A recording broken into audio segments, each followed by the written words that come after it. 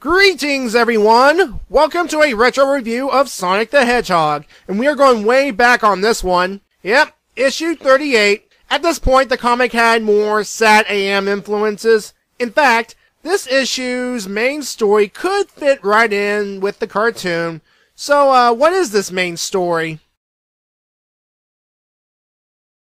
Well, it starts with a reconnaissance mission into Robotropolis, but it's no ordinary reconnaissance mission. In the previous issue, a massive earthquake struck the city and caused a lot of damage, and Sonic, Tails, and Antoine are determining how much of the city has been repaired. Sonic, of course, scouts ahead, and as he does, he hums a familiar little ditty. Blue streak speeds by, Sonic the Hedgehog.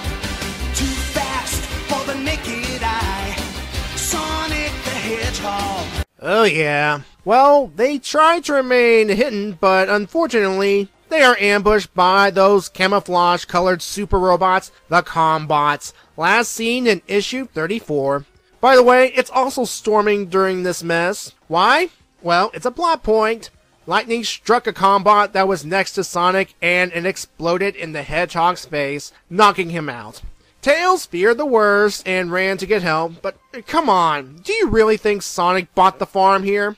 Well, in fact, he was regaining consciousness as the rest of the Freedom Fighters arrived. Now, despite what just happened, Sonic still wants to stop Robotnik from getting his computers back online.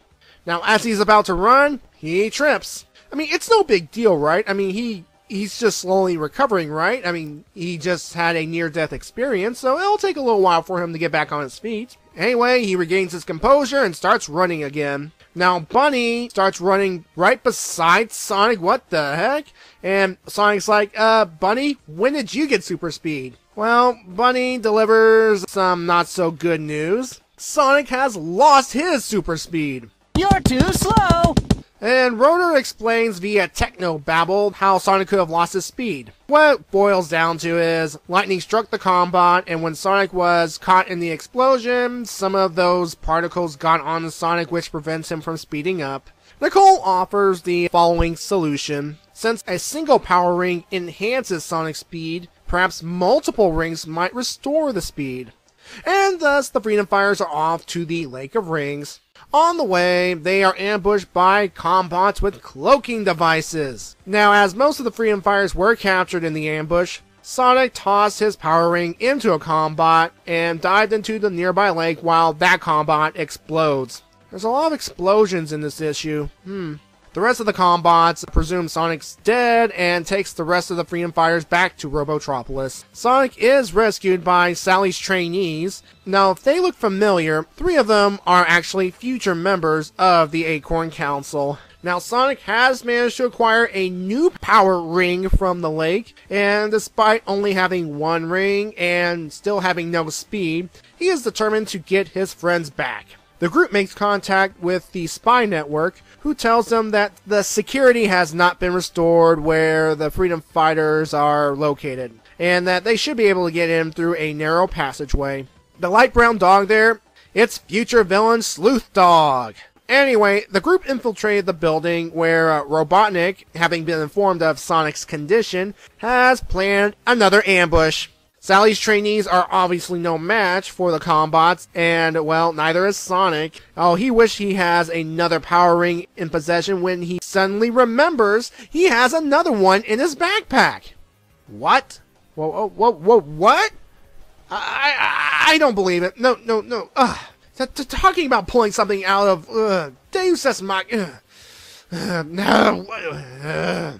Now, if it was foreshadowed a little bit, I would have brushed it off, but still. And even with 2 power rings, he still feels no different. I mean, I suppose he wouldn't if he had 2 power rings this whole time, but I suppose you have to actually touch them in order for the effects to work or something. Anyway, Sonic sees the wreckage of the Combot he threw his first power ring into, with said power ring still in the torso.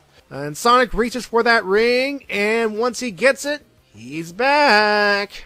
Using his newly restored speed, he trashed those remaining Combots and saved his friends. Robotnik sets the building to explode, and both parties escape to fight another day. The backup story is so simple, I'll just sum it up quickly. Sonic is sick, and Tails decides to read him some comic stories. The two-tailed one has tapped into his inner Stan Lee and Jack Kirby to create the Freedom Fighters. Obviously a parody of the Fantastic Four. Essentially, that's the story is the team has to stop Roboticus from eating everything by stuffing his belly full of the golden cream-filled sponge cakes, Twinkles! Anyway, the next day, Sonic is feeling much better and Tails is now sick. So Sonic decides to turn the tables, and after tapping into his inner Bob Kane, reads Tails Bat Sonic. Now, this story, written by Mike Kantrovich and Ken Penders, it's essentially, well, to put it in mildly, meh. I mean, I'm not gonna rate this issue because, again, it's, well, not the issue, the story, I'm not gonna rate it because, well, what is there to rate? It's just a parody of stuff. It's not worth mentioning, not worth reviewing at all. Now, as I said earlier, the main story could have come from Sad AM.